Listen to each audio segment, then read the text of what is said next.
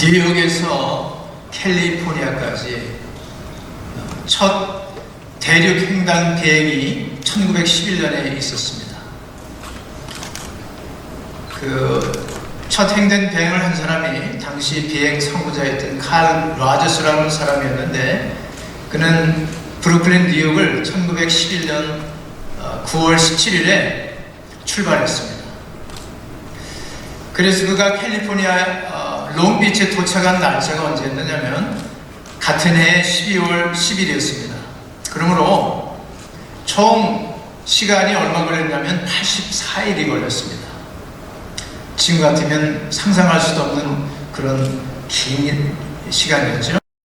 그런데 막상 그가 공중에서 비행을 실제로 한 시간은 3일 10시간 정도, 그러니까 한 4시간 정도 됐겠나요? 그거밖에 되지 않았습니다. 그러면 다른 시간은 어떻게 됐는가? 브루클린을 출발해서 캘리포니아를 향하고 있는데 비행기가 고장이 나서 계속 떨어졌습니다. 몇 번 떨어졌느냐? 30여 번이 떨어졌습니다. 그때마다 떨어질 때마다 어떤 부품들이 고장이 나서 그 부품을 가는데 그렇게 시간이 많이 걸렸던 것입니다. 만약에 이분이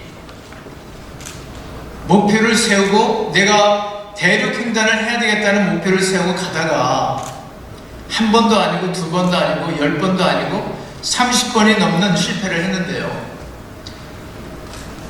그 실패한 순간마다 이제 그만둬야 되겠다 이런 생각이 들었겠지만 그 실패를 극복하면서 그 목표를 달성했습니다. 그래서 그가 롱비치 캘리포니아에 도착했을 때 여기서 처음 가지고 출발했던 그 비행기 부품 중에서 뼈대는 물론 그대로지만 부품 중에서 오직 2가지만 남았습니다.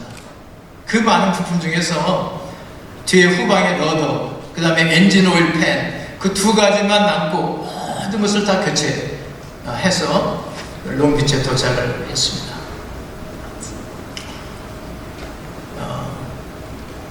실패는 우리 모두의 삶의 일부분입니다. 근데 우리가 졸업을 하고 신학을 졸업하고 이제 사역에 나가고 교회를 섬겨 나갈 때 우리도 많은 실패를 경험할 것입니다. 우리 총회에서 작년에 줌으로 한국의 사역을, 목회 사역을 오랫동안 하시고 훌륭하게 하신 목사님을 초청해서 우리 목사님들 다 강의를 듣고 은혜를 많이 받았습니다. 근데 그 목사님께서 하시는 말씀이, 여러분, 저는 일생 동안 목회하면서 많이 실패했습니다. 저는 무슨 말씀인지를 몰라서 깜짝 놀랐습니다. 저런 분 같은 목사님께서 실패를 많이 하셨다니 무슨 말씀을 하시는 건가? 그런데 한편으로 은혜가 됐어요. 저런 목사님도 그렇게 많은 실패를 했다면 나는 누구인가? 저도 많은 실패를 경험했습니다만 그 말씀이 은혜가 됐습니다.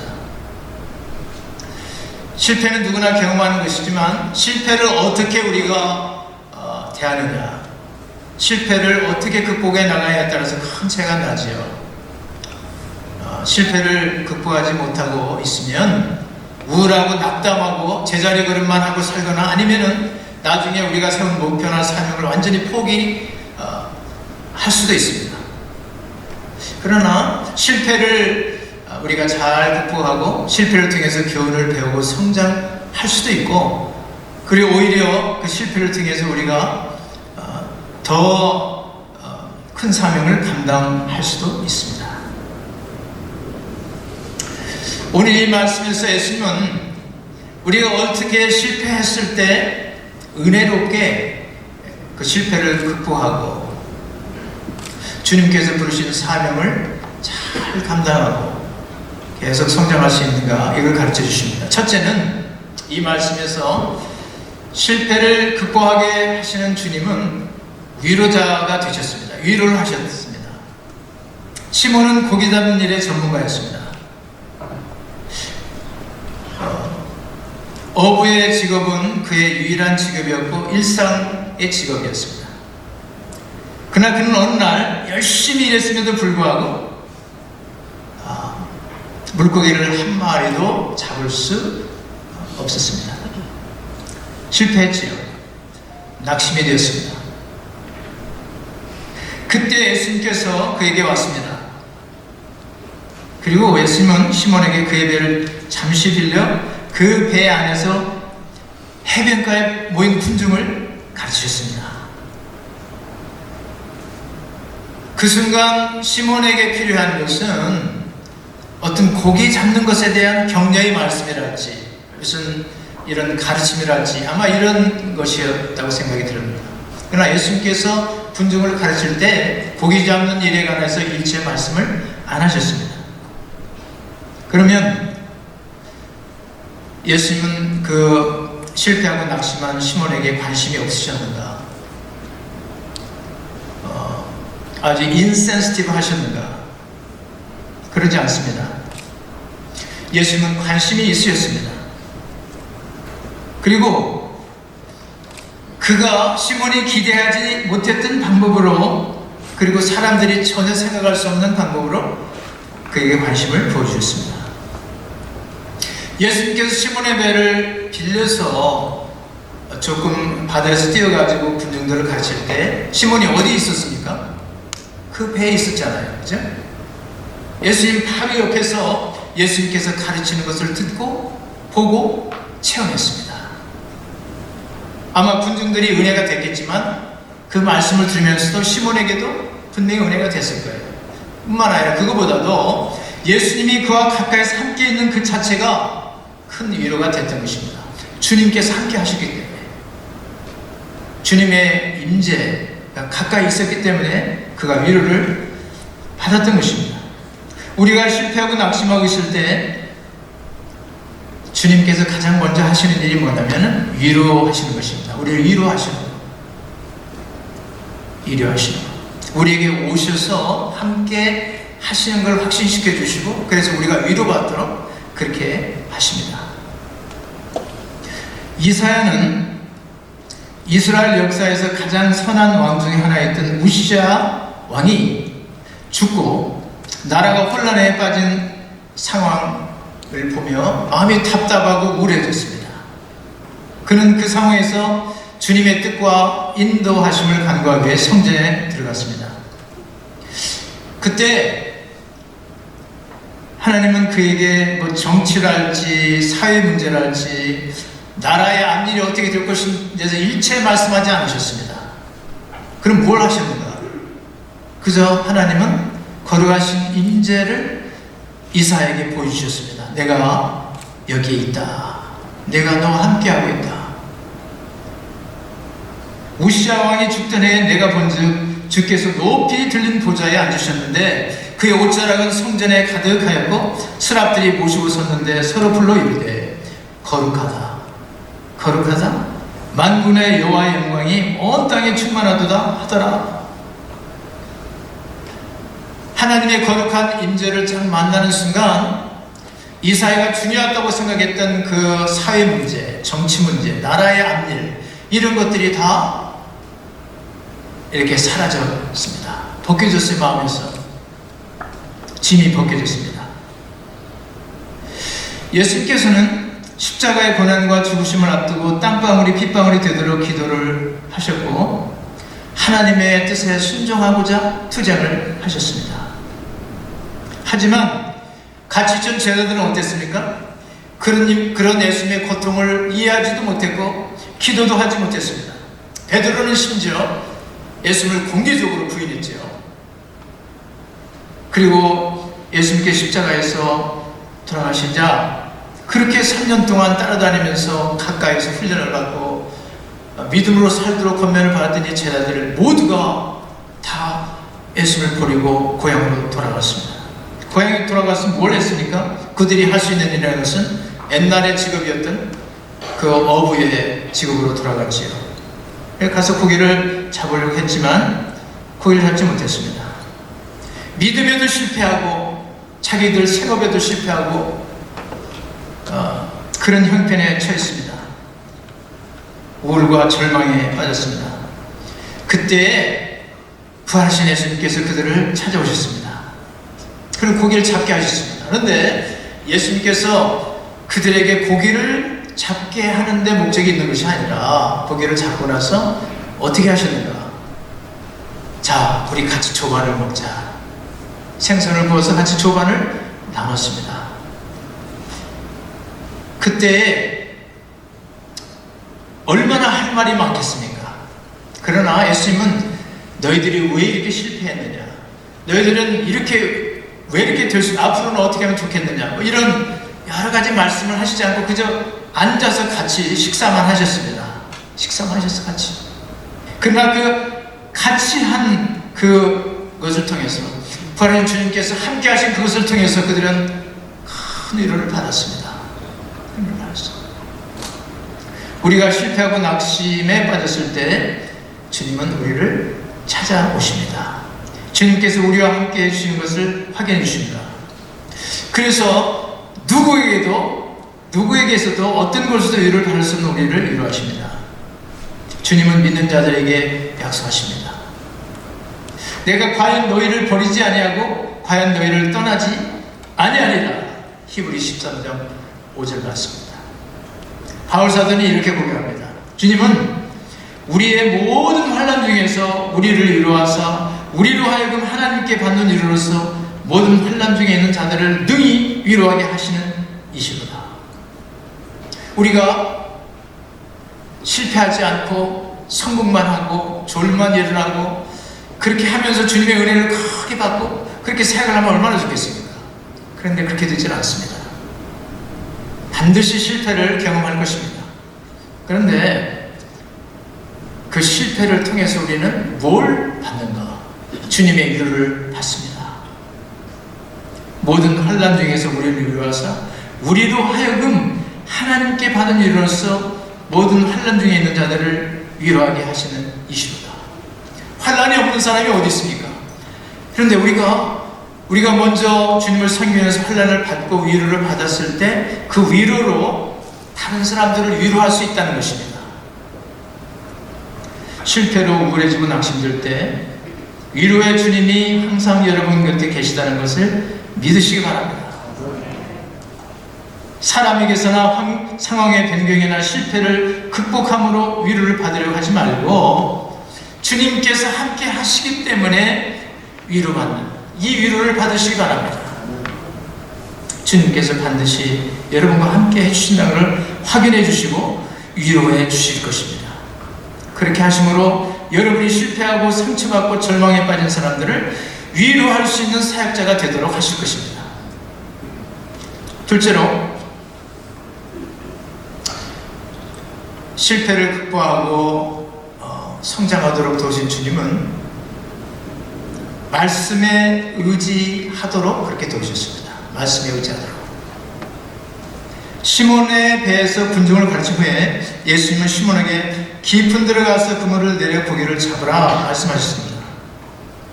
그런데 이 말씀은 베드로가 이해하기 어려운 말씀이었습니다. 시몬은 어부였습니다. 그는 교육을 받지 못한 사람이었어요. 그러나 고기 잡는 일만큼은 전문가였습니다. 그는 언제 어디로 가서 어떻게 해야 고기를 잡는 것을 지식적으로나 경험적으로 잘 알고 있는 사람이었어요. 그는 어부였지 않습니까? 그런데 예수님께서 하신 이 말씀은 그 지식과 경험으로는 이해가 되지 않는 말씀이었습니다. 그러나 시몬은 자신의 실패로 인해 부서지고 겸손해졌습니다. 실패를 통해 시몬은 인생에서 자신의 지식과 경험을 토대로 최선을 다한다고 해도 해결할 수 없는 일이 있다. 이거를 뼈저리게 알게 됐던 것입니다. 그래서 그는 예수님의 말씀이 이해가 안 되는 말씀이었지만 그 말씀에 의지하고 순종했습니다. 우리에게 당한 어떤 일들을 우리 힘으로 잘 극복하고 우리 자신의 노력과 지혜로 성공할 수 있을 때는 다른 사람의 말을 잘 듣지 않죠. 하나님께서 우리에게 주시는 말씀도 순종하기가 어렵습니다. 그러나 우리가 실패하고 지혜와 능력의 한계를 보면서 낙심하고 절망할 때 어떻게 됩니까? 우리가 부서지고 겸손해지죠. 이렇게 될 때 하나님은 우리가 의지하고 따를 말씀을 주십니다. 아니 이미 주셨지만 잘 안 들렸던 말씀인데 그때 말씀이 잘 들리죠.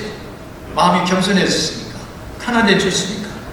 그래서 시몬은 이해할 수 없는 예수님의 말씀에 순종하기로 했습니다. 이렇게 고백하죠. 선생이여, 우리들이 밤이 새도록 수고하였을 때 잡은 것이 없지만은 말씀에 의지하여 내가 그물을 내리리다.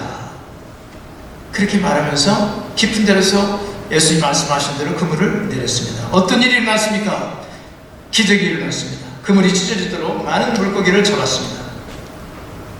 주님은 우리를 사역자로 쓰시려고 연단하실 때 이와 같이 말씀에 의지하고 순종하도록 그렇게 연단하시죠. 그리고 그것을 통해 기적의 축복을 경험하도록 하십니다. 우리가 실패로 인해 낙심하고 있을 때 주님께서 우리가 이해하지 못하는 일을 하라고 명하실 수 있습니다. 그때 우리가 그 말씀에 의지하고 순종하면 기적을 체험하죠. 베드로가 나중에 그 초대교회에서 복음을, 예수의 이름을 증거할 때 관원들이 협박을 했습니다. 너가 그 예수를 이름을 계속 증거하면 우리가 너를 처단할 수도 있다. 이렇게 협박을 했습니다. 그때 베드로가 이렇게 말했습니다. 우리가 보고 들은 바를 증거하지 않을 수 없다. 뭡니까? 체험이 있어요. 지식이 아닙니다. 내가 아는 예수님은 내가 직접 체험을 했고 직접 봤기 때문에 어떻게 그것을 증거하지 않을 수가 있느냐. 우리가 보고 듣고 체험한 것을 증거할 때 그게 능력이 있습니다. 그게 능력이 있어요. 그런데 여기 한 가지 좀 어려움이 있습니다. 뭐냐면 우리가 말씀을 듣고 순종하려고 하는데 이 주저주저 할 때가 있죠. 왜냐면 순종에 대한 계산을 해봅니다. 그리고 순종을 했을 때 어떤 일이 일어날까에 대한 그런 해답을 찾습니다. 그래서 그런 생각을 하면서 결과에 대해서 두려움이 생기고, 내가 이렇게 만약에 순종했는데 그대로 되지 않으면 어떻게 되는 건가, 이런 생각 때문에 순종을 미루고 또 어떨 때는 순종을 포기할 때가 있지요. 아프리카 사슴 중에 임펠라라고 하는 사슴이 있습니다. 임펠라라는 사슴은요 엄청나게 높이 뛰고 멀리 뛰는 사슴입니다. 10feet로 수직 상공으로 뛰고 30feet로 이 평행선을 달려서 뛰는 엄청난 그런 사슴인데요. 이 사슴을 동물원에 가둘 때 여러분 어떻게 가둔다고 생각합니까? 높은 벽을 치고 그렇게 할 거라고 생각이 들죠? 그렇지 않습니다. 왜냐하면 이 임펠라는 뛸 때 앞을 본다고 그래요. 그래서 30feet를 뛰어가지고 안전하게 도착할 수 있는 평행선에 공간이 있어야만 뛰는 거래요. 그래서 그걸 이 성질을 아는 동물원은 딱 6feet, 그 키보다 조금만 크게 딱 쳐놓으면요 앞이 보이지 않으니까 뛰질 않는데 절대로 뛰질 않아요. 우리도 주님의 말씀을 듣고 순종하고자 할 때 이런 현상이 있죠. 우리 생각해보고 지금까지 경험한 걸로 생각해서 순종을 해서 이렇게 되면 이렇게 되지 않을까라는 그런 생각을 하면서 순종을 못해. 이거저거 생각하면서.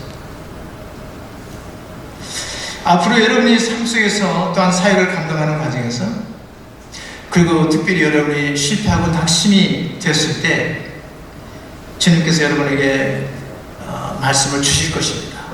위로하시고 말씀을 주시는데요, 그 말씀이 아마도 여러분은 꼭 동쪽으로 가야 말이 될 것 같은데 서쪽으로 가라고 말씀하실 수도 있을 것입니다. 여러분이 물질이 많이 필요한데 물질을 더 손해보는 어떤 그런 결정을 하도록 주님께서 말씀하실 수도 있을 거예요. 여러분이 어떤 이유도 찾을 수 없는 일을 주님께서 말씀하실 수 있습니다. 그럴 때 여러분이 그 말씀을 의지하고 순종한다면 반드시 주님께서 여러분의 실패를 극복할 수 있는 기적의 축복을 주실 줄 믿습니다. 마지막으로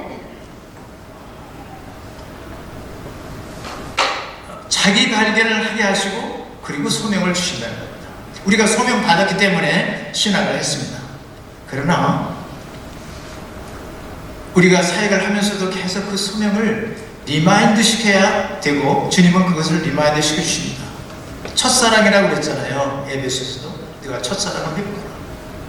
소명을 한번 받고 일생 동안 그거 가지고 우려먹고 사는 것이 아니라, 우리가 살다가 실패하고 낙심되고 정말 힘들 때마다 그 주님께서 첫 번째 주셨던 그 소명을 기억하고 붙들고 나가야 되는데 어떻게 이렇게 됩니까?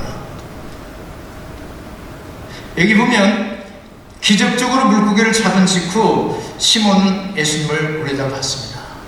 딱 올려다보니까 거기 하나님이 계셨습니다. 거룩한 하나님 앞에서 시몬은 이렇게 고백합니다. 주여, 나를 떠나소서, 나는 죄인이로소이다. 시몬이 물고기를 많이 잡는 것을 도왔을 때 주님의 목적은 물고기 잡는 게 아니었어요. 사실은 그게 아니고요, 시몬이 이 고백을 하도록 하는 데 목적이 있었고, 그 다음에 또 소명을 주는 목적이 있었습니다. 우리의 삶을 변화시키고 성숙시키기 위해 주님께서 반드시 하시는 일은 거룩하신 주님 앞에서 우리를 발견케 하시는 것입니다. 우리가 모두 경험하는 것처럼 우리가 우리 자신이 누군가를 정말 깨닫고 알게 되는 것이 얼마나 힘듭니까? 사실 불가능합니다. 불가능해요. 여러분 어떤 경험을 하고 살고 있습니까?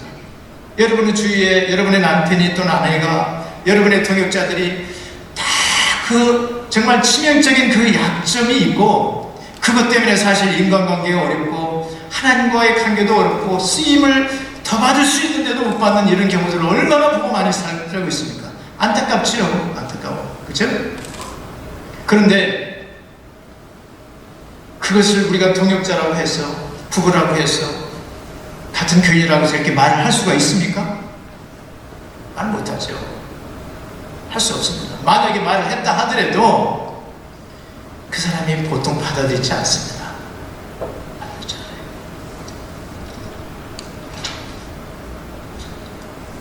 모든 사람이 알아요. 100사람이 있는데 99사람은 이 사람이 이런 문제가 있고 이런 문제를 회개하든지 고백하든지 어떤 그런 게 있어야만 된다는 것을 다 압니다. 그런데 자기 자신만 몰라. 자기 자신만. 이 얼마나 안타까운 일입니까? 그런데 그것이 어떻게 남의 일만 되는 것입니까? 저도 그렇고 여러분 다 그렇지 않아요? 그런데 이것이 다른 사람이 말을 한다고 해서 이게 고쳐지거나 무슨 그렇게 되는 게 아니죠. 그러나 이것이, 이런 부분이 주님의 거룩한 임재를 딱 보고 그 거룩하면서 자기를 살펴가지고 내가 죄인입니다, 내가 그렇습니다 하고 고백이 된다면 그것은 실패를 극복하는 것을 넘어서 이제 소명의 단계, 소명을 감당할 수 있는 그런 준비가 된 사람이 되는 것입니다. 그래서 주님은 우리가 실패했을 때 위로하시고 말씀을 주시고 기적을 체험하게 하신 다음에 주님을 만나도록 하시죠. 주님의 거룩함을 딱 보게 하십니다. 그리고 그 앞에 섰을 때 자신이 누구인가를 고백하도록 하십니다. 그리고 그 고백이 있을 때 그 소명을 주십니다. 시몬이 나는 죄인입니다 라고 고백했을 때 예수님은 그에게 무서워하지 말라, 이제부터는 내가 사람을 취하리라 또 말씀하셨습니다. 자기와 자기 가족, 그저 친척들 정도를 위해서 고기 잡고 사는 사람에게, 그저 평범한 이런 사람에게 엄청난 축복의 말씀이죠. 그 후로는 수많은 영혼들을 하나님의 구원과 축복으로 인도할 위대한 영적 지도자로 변화된 삶을 살게 된다는 것입니다. 우리의 받은 탤런트와 이런 커패시티나 이런 모든 것들이 다 다릅니다. 다르지만 예수님께서 우리를 불러서 소명을 주실 때 우리가 와일드 이미지네이션이라고 그러죠. 우리가 상상을 초월했던 그런 꿈과 비전을 우리에게 다 주셨습니다. 믿으시기 바랍니다. 여러분이 한 번도 상상하지 못했던 그런 계획을 지금 다 갖고 계시다 이 말이에요. 우리는 그저 평범하게 살고 있는 사람들이었습니다. 그러나 주님께서 우리를 부르셔서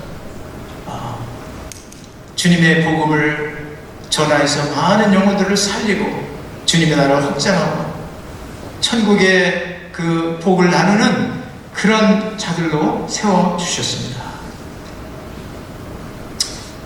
더 나아가서 우리는 우리 자신의 사역, 우리 교회, 우리 교단, 이렇게 우리라는 나라고 하는 생각만 하고 있지만 주님의 궁극적인 목적은 무엇이냐?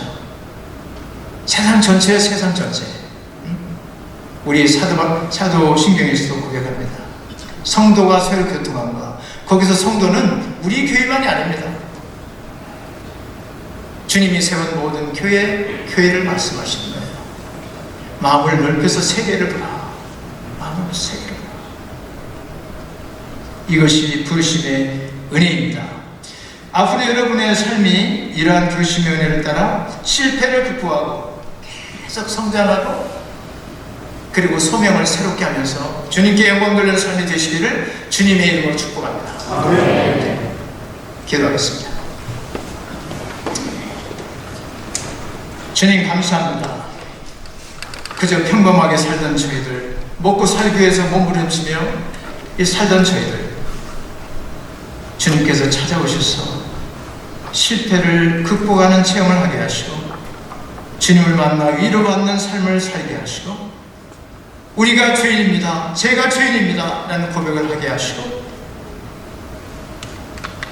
또 소명을 주셔서 세계를 향해서 나가는 이런 위대한 비전을 가지고 주의 복음을 감당할 수 있는 사역자들로 삼아주신 것을 감사합니다. 우리가 앞으로 신학을 마치고 사역으로 나아갈 때 이 말씀대로 날마다 주님을 만나게 하시고 날마다 위로받게 하시고 그래서 내가 보고 들은 것을 증거하지 않을 수 없다 라고 이런 고백을 통해 능력 있는 말씀 증거가 나타나는 사역자들이 되게 해주시옵소서. 실패할 때마다 환경을 탓하거나 사람들을 원망하거나 여러가지 핑계를 대지 아니하고 주님 앞에서 늘 겸손하게 회개하고 새롭게 되면서 주님의 은혜로 실패를 극복해 나가는 저희들, 성장해내는 저희들이 되도록 축복해 주시옵소서. 감사하고 예수님의 이름으로 기도합니다.